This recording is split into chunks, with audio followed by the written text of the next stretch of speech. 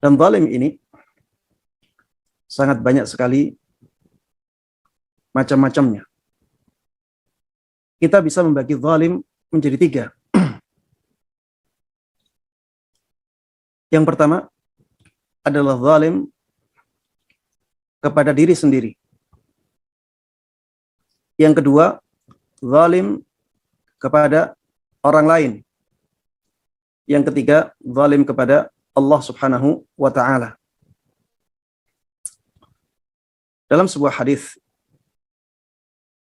yang sanadnya hasan li ghairi, Rasulullah sallallahu alaihi wasallam membagi kezaliman menjadi 3. Ada kezaliman yang tidak ditinggalkan oleh Allah Subhanahu wa ta'ala. Ada kezaliman yang tidak diampuni oleh Allah Subhanahu wa ta'ala.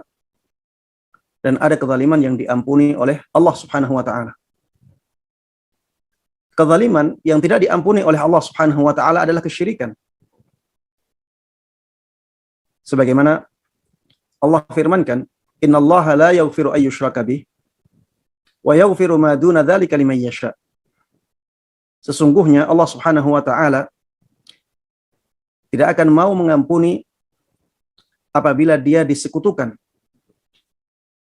Allah Subhanahu wa ta'ala tidak akan mau mengampuni dosa kesyirikan.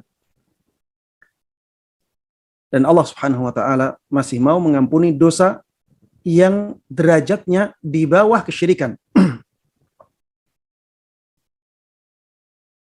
Ma duna dzalika liman yasha. Apabila dosa tersebut derajatnya di bawah kesyirikan, maka Allah Subhanahu wa ta'ala mau mengampuni dosa tersebut. Apapun dosa itu. Yang penting di bawah kesyirikan. Ini dosa yang pertama. Dosa yang tidak diampuni oleh Allah Subhanahu wa ta'ala. Yang kedua adalah dosa yang diampuni oleh Allah Subhanahu wa ta'ala, yaitu dosa seorang hamba kepada Allah. Ya, dosa seorang hamba kepada Allah.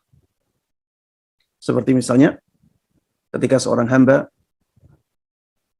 melakukan kemaksiatan, ya, minum-minuman, mabuk-mabukan. Ketika seorang hamba melakukan kemaksiatan dengan melihat sesuatu yang diharamkan oleh Allah Subhanahu wa ta'ala. Ketika seorang hamba suudzon, berburuk sangka kepada Allah Subhanahu wa ta'ala, dan seterusnya. Ini kezaliman seorang hamba kepada Allah Subhanahu wa ta'ala. Ini diampuni oleh Allah Subhanahu wa ta'ala, bisa diampuni dengan tanpa taubat, bisa juga diampuni dengan taubat, dengan istighfar kepada Allah Subhanahu wa ta'ala. Yang ketiga adalah dosa yang tidak ditinggalkan oleh Allah Subhanahu wa ta'ala. Kezaliman yang tidak ditinggalkan oleh Allah Subhanahu wa ta'ala. Kezaliman apa itu? Kezaliman seseorang kepada orang lain.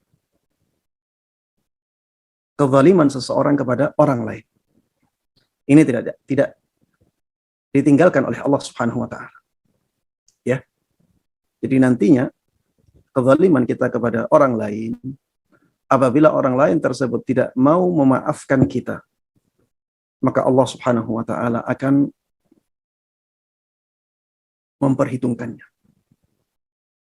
Allah Subhanahu wa ta'ala akan mempermasalahkannya sampai di hari kiamat.